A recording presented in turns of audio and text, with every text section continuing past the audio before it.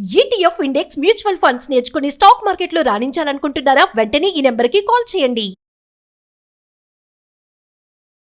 Hi viewers, India's largest digital media network Suman టీవీకి స్వాగతం. ప్రస్తుతం మనతో ఉన్నారు అలేఖ్య. తిను వచ్చేసి మెంటర్ అండి, అర్థశాస్త్ర ఐఏఎస్ అకాడమీ. హాయ్ అలేఖ్య, నమస్తే. నమస్తే అండి. సివిల్స్ కి ప్రిపేర్ అయ్యే వాళ్ళకి ఒక బెస్ట్ కోచింగ్ సెంటర్ ఉండాలి, ఎలా ప్రిపేర్ అవ్వాలి, అవన్నీ ఎంత తెలుసో ఇప్పుడు మెంటర్షిప్ అనేది బాగా నడుస్తూ ఉంది. అంటే దానికి కూడా ఇంపార్టెన్స్ ఎక్కువ ఇస్తున్నారు. అసలు ఆ కోచింగ్ లో లేనిది అంటే ఓకే ఉంది కాదని చెప్పలే, మెంటర్షిప్ ఎందుకు అంత ఇంపార్టెన్స్ ఇస్తున్నారు? ఏముంది అందులో? దానివల్ల ఏమొస్తుంది స్టూడెంట్స్ కి? ఇక్కడ మెంటర్షిప్ నేను రెండు రకాలుగా చెప్తాను. ఒక బిగినర్ కోసం మెంటర్షిప్ ఎలా హెల్ప్ అవుతుంది, Okay. ఆల్రెడీ ఉన్న ఆస్పిరెంట్ కి ఒక 2-3 అటెంప్ట్స్ ఇచ్చిన ఆస్పిరెంట్ కి ఎలా హెల్ప్ అవుతుంది, ఈ రెండు కవర్ చేస్తాను. ఫస్ట్ బిగినర్ విషయంకి వస్తే, అతని దగ్గర సబ్జెక్ట్ కి చదవాల్సిన కంటెంట్ కావాలి. దానికోసం అని చెప్పి బుక్స్ ఉన్నాయి, కోచింగ్ ఇన్స్టిట్యూట్స్ ఉన్నాయి. సిలబస్ లో మనకి ఒక 15 సబ్జెక్ట్స్ ఉన్నాయి. కోచింగ్ లో అన్ని మనకు తెలియని కొత్త కొత్త విషయాలు అన్ని చెప్తున్నారు సార్. రోజుకి 5 to 6 hours క్లాసెస్ ఉన్నాయి. రాసుకుంటూనే వెళ్తున్నాం. Current affairs చదవాలంటున్నారు. అంతేది దీనికి సిలబస్ కి. సో ఇదంతా చాలా ఓవర్వెల్మింగ్ గా ఉంటుంది అనమాట. ఏం చేయాలి, ఎక్కడ స్టార్ట్ చేయాలి, ఎక్కడ ఏం చేయాలి. రైట్. సో ఆ డైరెక్షన్ ఇవ్వడం కోసం అని చెప్పి మెంటర్షిప్ హెల్ప్ అవుతుంది. సో ఏమవుతుందంటే, ఇది చదువు, ఇది చదవాల్సిన అవసరం లేదు, నీ స్ట్రెంగ్త్ ఏంటి, అందరూ ప్రతి ఆస్పిరెంట్ యునిక్. నాలో ఉన్న స్ట్రెంగ్త్ వేరు, మీలో ఉన్న స్ట్రెంగ్త్ వేరు. నా స్ట్రెంగ్త్ ని నేను ఎప్పుడైతే ఫైన్ ట్యూన్ చేస్తానో, నా ప్రిపరేషన్ కి హెల్ప్ అయ్యేలాగా అలైన్ చేసుకోగలిగినప్పుడు నాకు సక్సెస్ త్వరగా వస్తుంది. అది బిగినర్స్ కి నా అంతటా నేను గ్రహించుకునే శక్తి నాకు లేదనుకోండి, నేను కరెక్ట్ మెంటర్ దగ్గరికి వెళ్ళినప్పుడు ఆ మెంటర్ రికగ్నైజ్ చేస్తారు, అమ్మా నీది లాంగ్వేజ్ చాలా బాగుంది, ఓకే దీన్ని నువ్వు ఎస్ఏ రైటింగ్ లో ఇలా యూస్ చేసుకో, మేక్ ఎస్ఏ రైటింగ్ నీ స్ట్రెంగ్త్ చేసుకో. అక్కడ ఒక 30 మార్క్స్ ఎక్కువ వచ్చాయి. ఏదన్నా సబ్జెక్ట్ లో 5 మార్క్స్ తక్కువ వచ్చినా కూడా నేను ఓవరాల్ గా బ్యాలెన్స్ చేసుకోగలిగాను కదా. అలా మన స్ట్రెంగ్స్ ని, మన వీక్నెసెస్ ని అన్నిటినీ దృష్టిలో పెట్టుకొని ఒక రైట్ స్ట్రాటజీ ఇవ్వడం కోసం అని చెప్పి మెంటర్షిప్ హెల్ప్ అవుతారు బిగినర్స్ కి. ఓకే. ఇప్పుడు ఆల్రెడీ ఉన్న ఆస్పిరెంట్స్ ఉన్నారు అనుకుందాం, వాళ్ళ దగ్గర కంటెంట్ ఉంది, ఎగ్జామ్ గురించిన అవగాహన ఉంది. వీళ్ళకి ఏం కావాలి, ఎక్కడో ఫెయిల్ అవుతున్నారు, మళ్ళీ మళ్ళీ ఎందుకు రాస్తున్నారు అంటే వాళ్ళు చేస్తున్న ప్లాన్ ఎక్కడో తప్పు అవుతుంది. ఆ తప్పు ఐడెంటిఫై చేసుకునే ఇది మనకంతట మనకు ఉంటే వెల్ అండ్ గుడ్. మనం మిస్టేక్స్ ఐడెంటిఫై చేసుకుంటాం, కరెక్ట్ చేసుకుంటాం, ముందుకెళ్తాం. అది లేనప్పుడు ఒక మెంటర్ని చూస్ చేసుకొని వాళ్ళ దగ్గరికి వెళ్తే, ఓకే ఏం చేసావమ్మా నువ్వు, నీ ప్రిపరేషన్ ప్లాన్ ఏంటి, నువ్వు రాసిన ఆన్సర్స్ చూపించు నాకు, నీ థాట్ ప్రాసెస్ ఏంటి. ఇవి ఎప్పుడైతే మేము ఆ స్టూడెంట్తో కూర్చొని అనలైజ్ చేస్తామో, ఓకే ఇక్కడ ల్యాక్ అవుతున్నావు నువ్వు, ఇది నీ వీక్ ఏరియా, ఓకే నీ ఆలోచన ఇక్కడ తప్పుంది, ఇక్కడ నువ్వు యూపీఎస్సీ పల్స్ పట్టుకోలేదు. ఓకే, సో ఇలాంటి ఇన్పుట్స్ మేము ఎప్పుడైతే ఇస్తామో, ఈ కరెక్షన్స్ ఎప్పుడైతే వాళ్ళు వాళ్ళ స్ట్రాటజీలో ఆ కరెక్షన్స్ మార్చుకుంటారో సక్సెస్ త్వరగా వస్తుంది. రైట్. మీరు అన్నట్టు ఏంటంటే, ఇప్పుడు కోచింగ్ లో ఎంత నేర్చుకున్నా దాంట్లో ఉన్న మెలుకులు నేర్చుకోవడం చాలా ఇంపార్టెంట్. అదే ఇంపార్టెంట్ అండి. కోచింగ్ అంటే ఏంటి, ఒక 50 to 100 స్టూడెంట్స్ కి అదే సార్ అదే పాఠం చెప్తున్నారు. కరెక్ట్. అందరూ అదే విన్నారు, అందరూ అదే రాసుకున్నారు. ఎగ్జామ్ లో పర్ఫార్మెన్స్ ఎందుకు మారుతోంది?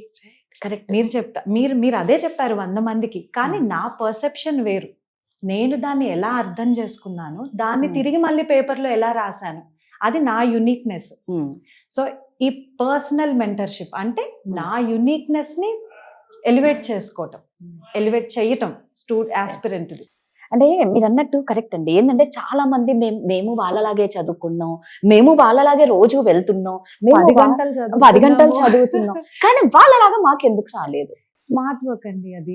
ఫస్ట్ ఈ యూపీఎస్సీ పెద్ద సముద్రం, సిలబస్ కి అంతే లేదు. నిజమే. Nothing is out of syllabus. Engineering లో అంటే అవుట్ ఆఫ్ సిలబస్ వచ్చిందమ్మా సింపుల్ గా చెప్పేసుకునే వాళ్ళం. ఇప్పుడు అది ఆ స్కోప్ లేదుగా. లేదు.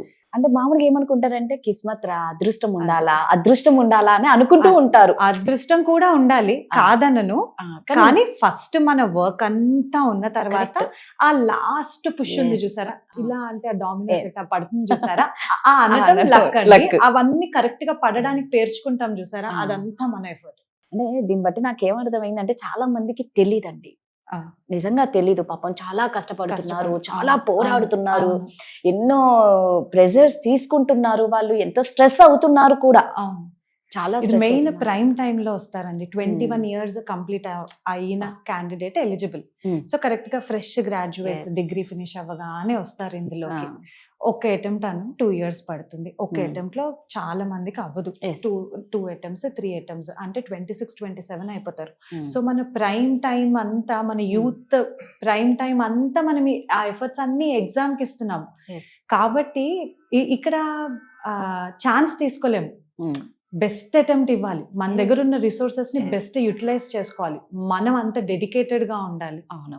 ఇదంతా 1 ఇయర్ ఎవరైనా ఇప్పుడు ఏ Hmm. పనైనా అనుకోండి, మనం ఫస్ట్ టైం చేసేటప్పుడు చాలా ఎంతూజియాస్టిక్ గా Yes. చేస్తాం. అసలు ఎనర్జీ లెవెల్స్ అది వేరు. ఆ ఇంట్రెస్ట్ అవును. వేరు. అవును.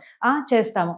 సక్సెస్ ఏదైనా కొంచెం ఇట్లా అయితే ఓకే, అవ్వలేదు అంటే ఆటోమేటిక్ గా డిసప్పాయింట్ అవుతాం. ఈ డిసప్పాయింట్ ని ఓవర్కమ్ చేసి మళ్ళీ Hmm. సెకండ్ టైం చేయటం అనేది కొంచెం కష్టమైన విషయం. Yes. ఫస్ట్ అటెంప్ట్ కి సెకండ్ అటెంప్ట్ డిఫికల్ట్ అవుతుంది. దానికి అది మళ్ళీ ఆ ఫెయిల్యూర్ ని కూడా యాక్సెప్ట్ చేసి మళ్ళీ థర్డ్ టైం చేయటము ఇంకొంచెం ఎక్కువ డిఫికల్ట్ అవును. అవుతుంది. సో ఈ మెంటల్ స్ట్రెస్ అంతా స్టూడెంట్ తీసుకుంటున్నారు. Hmm. Yes. ఒక మెంటర్ అనే వాళ్ళు తన పక్కన ఉంటే Hmm. ఆ కాన్ఫిడెన్స్ బిల్డప్ చేస్తాం మేము వాళ్ళలో. కాదు, నువ్వు ఫెయిల్ అవుతున్నావు అంటే నీకు అర్హత లేదని కాదు, Yes. నీ ప్రిపరేషన్ లో ఏదో చిన్న చిన్న లోపాలు లోపాలు. ఉన్నాయి అని చెప్పి ఈ లోపాలు కరెక్ట్ చేసుకొని వెళ్తే ఆ ర్యాంకర్ కి నీకు డిఫరెన్స్ ఏమీ లేదు. మీరు ఇద్దరు కలిసి చదువుకున్నారమ్మా. అంతే కదా. మీ కరెక్ట్. ప్రిపరేషన్ అంతా కలిసి చేసుకున్నారు, ఒకటే నోట్స్ చదువుకున్నారు. కానీ Hmm. ఆ ఎగ్జామ్ లో ఆ రోజు రాసిన ఆ 3 గంటల్లో ఆ అమ్మాయి ఏదో డిఫరెంట్ గా చేసింది. Yes. అది నువ్వు క్యాచ్ చేయలేకపోయావు. అందుకే నేను ప్రతిదానికి ఒక సొల్యూషన్ ఉంటుంది. ఉంటుంది. మెంటర్ కూడా ఉన్నారు అవును, కాబట్టి. అవును. బట్ తొందరగా తీసుకోలేరు కొందరు. తెలిసినా మాకేం అవసరం అవును, లేదు, మేము ఇంత అవును, చదువుతున్నాం కదా, ఇంక మాకెందుకు అన్న వాళ్ళు కూడా ఉంటారు. లేదండి, స్టూడెంట్ అనే వాళ్ళు Hmm. నేను ఇప్పుడు వస్తున్నాను, నేను చేస్తున్నాను, నాకు కరెక్ట్ హెల్ప్ ఎవరి నుంచి వస్తుందో నాకు అనవసరం. Hmm. అదొక టీచర్ అవ్వనివ్వండి, Yes. నా పక్కన ఉన్న ఇంకొక కో స్టూడెంట్ అవ్వనివ్వండి, Hmm. ఎవరి నుంచి అన్నా అవ్వనివ్వండి, నాకు ఈగో ఉండకూడదు. Yes.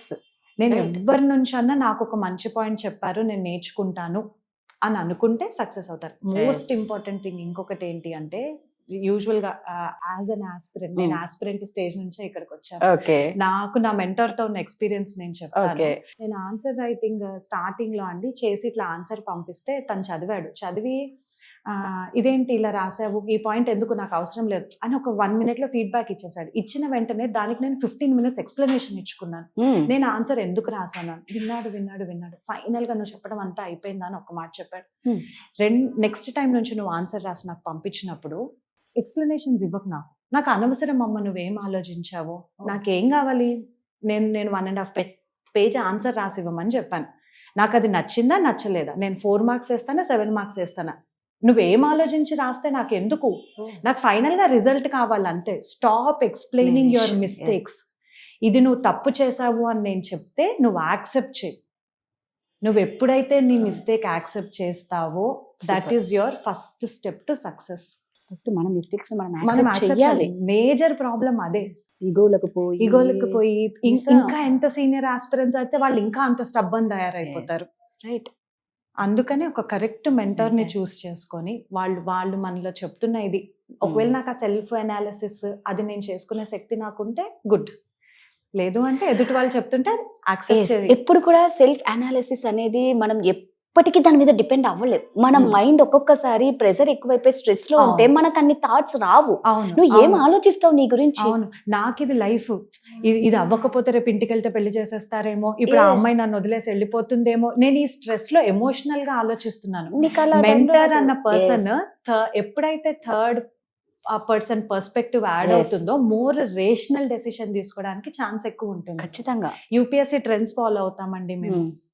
ప్యాటర్న్ ఎలా చేంజ్ అవుతుంది, exam unpredictable public service commission అని కూడా అంటాం మేము యూపీఎస్సీ. ఓకే. ఎందుకంటే వాళ్ళు సడన్ గా ప్యాటర్న్ మారుస్తారు. అదే. ఒక రోజు ఈ సబ్జెక్ట్ కి ఇంపార్టెన్స్ ఉంది, నెక్స్ట్ ఇయర్ ఇంకో సబ్జెక్ట్ కి ఇంపార్టెన్స్ ఉంది. సో కరెంట్ ట్రెండ్స్ ఏమున్నాయి ఇవన్నీ మేము ట్రెండ్స్ ఫాలో అవుతాం. దాని ప్రకారం స్ట్రాటజీస్ ఇస్తాం. నీ స్ట్రెంగ్స్ ఏంటి, నీ వీక్నెస్ ఏంటి, కాబట్టి నువ్వు దీని మీద ఎక్కువ ఫోకస్ చేయి. ఇలా ఒక పర్సనలైజ్డ్ గైడెన్స్ ఇవ్వడం జరుగుతుంది.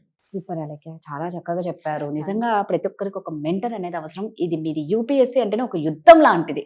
ఆ యుద్ధంలో గెలవాలి అంటే ఎన్నో కష్టాలు అన్నీ వస్తాయి, దాన్ని ఫైట్ చేయడం. థ్యాంక్ యూ థ్యాంక్ యూ అండి.